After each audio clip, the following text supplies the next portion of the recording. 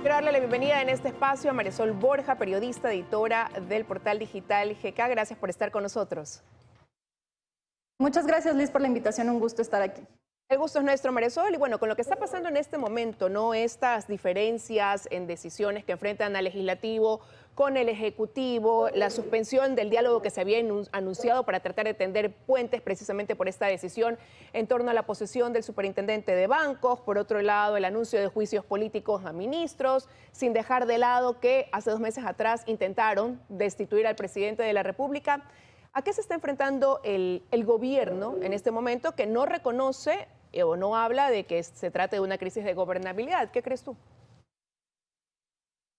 Desde mi punto de vista, hay todavía esta sensación de que el gobierno no alcanza a gestionar todo lo que tiene que gestionar. Es comprensible que hay muchísimos frentes abiertos después de lo que pasó en el paro. Además quedó esta sensación de quiebre social, esta polarización muchísimo más acentuada de lo que ya teníamos y además con estos índices de violencia, con lo que pasó el fin de semana en Cristo del Consuelo, hay esta sensación, creo yo, de desprotección, no solamente de falta de gobernabilidad, de falta de gestión, sino también de desprotección de un gobierno simbólicamente ausente, no solamente a partir de estas disputas políticas que se ventilan en los medios de comunicación, etcétera, sino también desde esta ausencia simbólica del presidente de la República, que ahora sabemos además que está con un tema de salud.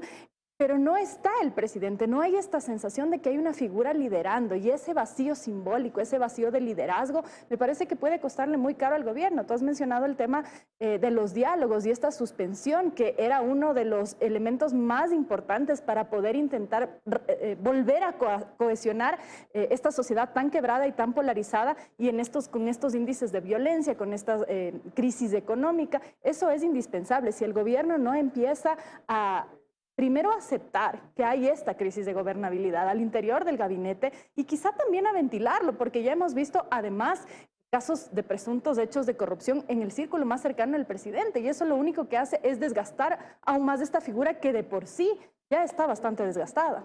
Y la factura que le pasa quizás también demostrar que al interior del mismo gabinete hay diferencias de criterios y esto lo traigo a colación con lo que vimos recientemente. El ministro de Gobierno dejando entrever que analizaban la posibilidad de presentar un recurso para la destitución de 70 asambleístas que posicionaron a Raúl González como superintendente de bancos y el presidente Lasso pues horas después diciendo que no conocía de estas declaraciones y que no estaba sobre la mesa del gobierno dar paso a una acción como esa.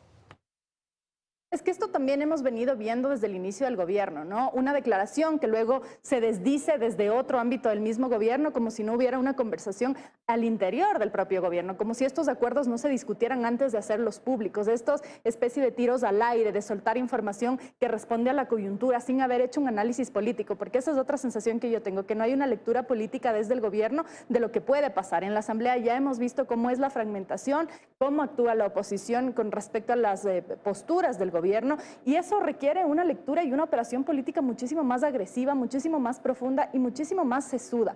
Y me da la sensación a mí de que eso no existe. Cuando vemos las declaraciones del ministro Jiménez y luego las del presidente, nos preguntamos entonces en qué momento habla y quién toma las decisiones. Finalmente, el ministro Jiménez es el ministro de Gobierno, él debería encabezar las decisiones políticas siempre y cuando tenga el respaldo del presidente, porque caso contrario entonces queda la pregunta quién mismo está gobernando y quién mismo está tomando las decisiones. Y eso nos regresa un poco a esto de lo que hablaba hace un momento, esta falta de liderazgo y este vacío simbólico de gestión política que se transmite evidentemente en todas estas declaraciones todos los días. Y en lo que sí han demostrado estar de acuerdo, Sol, es en que van a encaminar una consulta popular.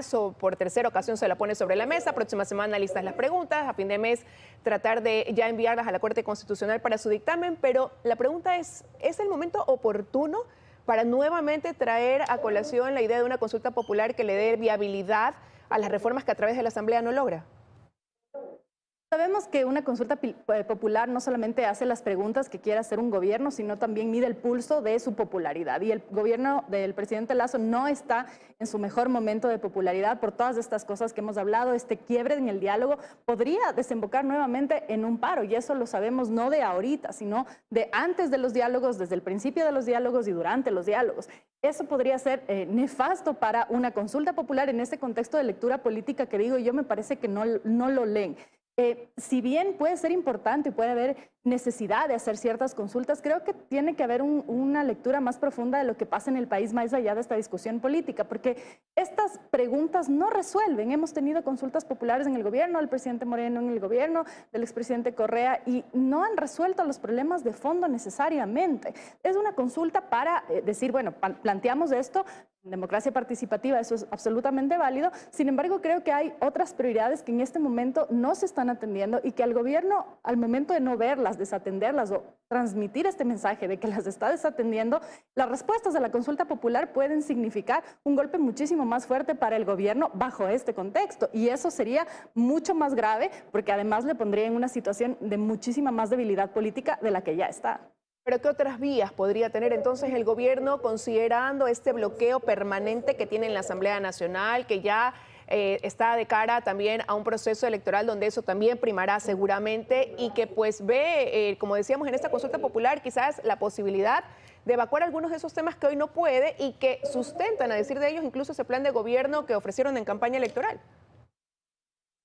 Es importante justo considerar esto que tú mencionas, ¿no? Que ya estamos viendo cómo se encaminan las elecciones seccionales que tienen su propia lógica, pero que influyen también en la lógica de la política nacional. A mí me parece desde un inicio que este gobierno tiene que estar centrado en las necesidades más básicas de la gente y salir un poco de esta estructura de burbuja que parece en la que sigue estando, ¿no? El presidente ha dicho que va a atender lo que tiene que atender, pero los índices de inseguridad siguen ahí. No es posible que en Guayaquil haya 10 asesinatos cada día, no es posible que nos despertemos con noticias de que hay una bomba que explotó en un barrio que está en conflicto además por el tema del narcotráfico, no es posible que escuchemos asaltos, asesinatos todos los días, no solamente en Guayaquil, que es la zona más conflictiva, pero en el resto del país también.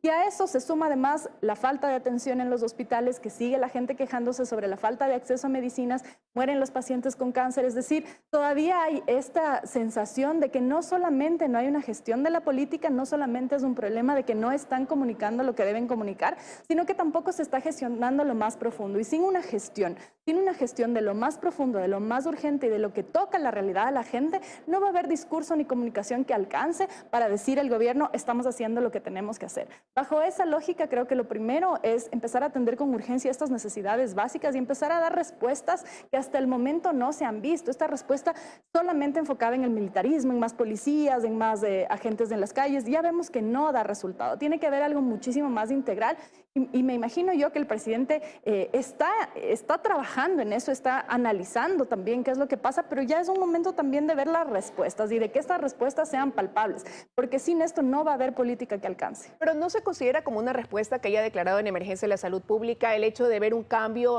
por ejemplo, al vicepresidente Alfredo Borrero, verlo permanentemente encabezando el Gabinete Sectorial de Salud con información cada semana? El tema de esta reacción que tuvo, criticable para algunos, para otros no, de enfrentar su decisión de no reconocer, por ejemplo, un superintendente de bancos y acordonar con policías la institución para que prevalezca lo que determinó en su momento la función judicial y como diciendo, pues bueno, voy a responder yo también de la misma manera. He citado estos dos ejemplos como dentro de algunos otros para preguntar si es que eso no refleja quizás un cambio. Para mí son curitas en medio de una hemorragia. Es decir, el problema es muchísimo más grande y no alcanza, no es suficiente. Si bien pueden ser unas primeras acciones, el ritmo es demasiado lento, que el vicepresidente aparezca hablando de la salud no es suficiente cuando sigues viendo filas en los hospitales, cuando sigues viendo médicos que no tienen, enfermos que no tienen acceso a sus medicinas, cuando sigues viendo médicos que se siguen quejando de la falta de insumos y de la falta de condiciones para poder trabajar en los hospitales públicos y cuando los hechos de corrupción siguen estallando en distintos espacios, eso no va a ser suficiente porque no es suficiente el discurso. Si en la vida cotidiana la gente no siente que este discurso, que el presidente lo puede tener y lo puede manejar, pero no baja a la vida cotidiana, no va a ser suficiente. Y es comprensible que un año de gobierno, un año y unos poquitos meses, no se pueda exigir que los cambios sean radicales, pero sí se puede pedir que ya haya ciertas respuestas palpables, porque no es suficiente decirlo. Y a la gente, a la mayoría de la gente le da exactamente lo mismo quién va a ser superintendente de bancos. Yo entiendo y es profundamente necesario respetar y considerar y cuidar la institucionalidad, pero eso no es suficiente si es que desde la institucionalidad, desde la política, eso no baja hacia el ciudadano, de tal manera que el ciudadano sienta, el ciudadano común, no los analistas políticos, no los periodistas, no los ministros, no los amigos del presidente, sino el ciudadano que va al hospital para hacerse atender él, su hijo, su madre y no encuentra medicinas, o el que se hace asaltar cruzando una calle llevando a su hijo a la escuela, o el que encuentra el hula hula con un explosivo al lado y sabe el riesgo en el que están estos niños que no tienen un futuro. Entonces, mientras no haya un contexto que ofrezca salud, seguridad y ciertas garantías mínimas para una vida digna, el discurso, los intercambios, los anuncios, la presencia política va a ser insuficiente, tanto del presidente como cualquiera de sus ministros. Quiero agradecerle a Sol Borja por haber estado esta mañana con nosotros. Gracias, Sol. Que tengas un buen día.